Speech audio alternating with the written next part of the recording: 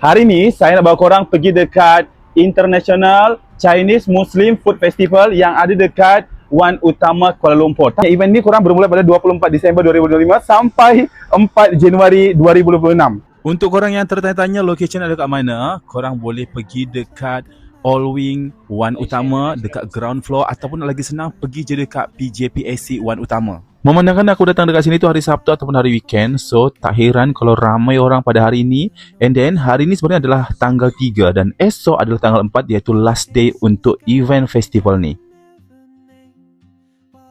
Nak satu ikat-ikat. I cannot speak Chinese.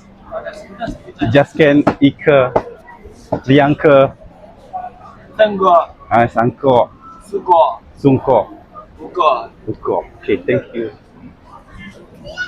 1, 2, 3 1, 2, 3, 4, 5. Okay,谢谢你。 Okay gengs, kita mulakan daripada yang beratur paling panjang. Ini adalah barbecue. Lama lupa bawa cucuk dia. Adalah barbecue kambing ya. Beratur panjang gila gengs. Sampai sekarang pun masih lagi beratur. Jom kita try, jom. Macam mana rasa dia? Bismillahirrahmanirrahim. Makan. Tak begitu pedas, tapi ada pedas sedikit. Sedap.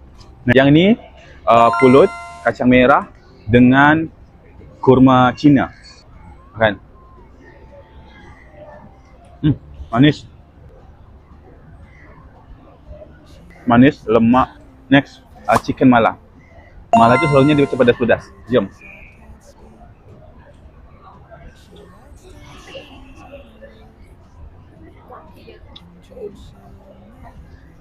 Wah, sedap.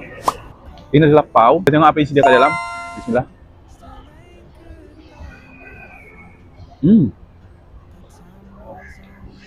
Lobak, pau lobak. Yang ini kucai. Jom makan. Kucai hezi. Kucai. Ini tadi orang nggak beratur sangat, tapi nampaknya macam sedap. Kalau kita tengok daripada luaran kan, dia macam yang dekat Texas tu apa nama dia? Jalapeno bomba. Betul? Jom kita try. Bismillahirrahmanirrahim.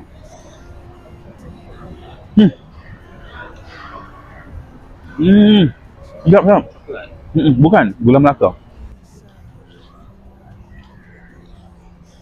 Kalau yang ini, dia macam burger, tapi burger daripada China. Luaran dia macam roti, garing, and then dalam dia ada daging. Gengs, ini selalunya macam YouTuber daripada China kan. Selalunya dia orang macam reviewkan benda ni tau. Jom kita makan, jom. Isi dia daging. Bismillahirrahmanirrahim.